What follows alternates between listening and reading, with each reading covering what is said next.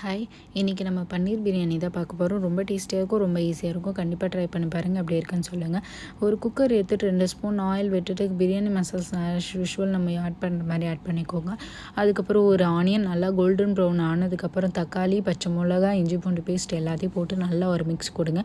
தக்காளிலாம் வதங்கினதுக்கப்புறம் கொத்தமல்லி, புதினா சேர்த்து நல்லா ஒரு மிக்ஸ் கொடுத்துட்டு ஒரு ஸ்பூன் கீயும் சேர்த்துருக்கேன் இந்த டைமில். வெறும் மிளகாத்தூள், ஜீரா பவுடர், கொரியாண்டர் பவுடர் எல்லாத்தையும் போட்டு நல்லா ஒரு மிக்ஸ் கொடுத்துட்டு தேவையான அளவு உப்பு சேர்த்துக்கோங்க. மிக்ஸ் கொடுத்ததுக்கப்புறம் குட்டி குட்டி கட் பண்ணி வச்சுருக்க பன்னீர் எல்லாத்தையும் போட்டு நல்லா ஒரு ஃப்ரை பண்ணுங்கள். ஒரு 2 ஸ்பூன் கர்டு சேர்த்துக்கோங்க இந்த டைமில். அப்போ தான் சாஃப்டாக இருக்கும் பன்னீர், நல்லாயிருக்கும், ரொம்ப டேஸ்டியாக.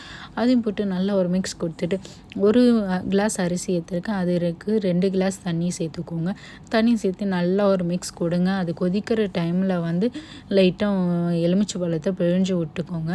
1 கிளாஸ் அரிசி சொன்னால அந்த ஊற வச்ச அரிசியை போட்டு நல்லா ஒரு மிக்ஸ் கொடுங்க. மிக்ஸ் கொடுத்ததுக்கப்புறம் க்ளோஸ் பண்ணி வச்சுங்க. இதில் நான் விசில்லாம் விடல, டம்மில் தான் போடுறேன். விசில் இல்லாமல் அப்படியே க்ளோஸ் பண்ணிவிட்டு அப்படியே ஸ்லோ ஃப்ளேமில் ஒரு 10 மினிட்ஸ் வச்சா சூப்பராக டம் பிரியாணி ரெடி ஆகிடும். ரொம்ப டேஸ்டியாக இருக்குங்க. எப்படி இருக்குன்னு சொல்லுங்கள். ட்ரை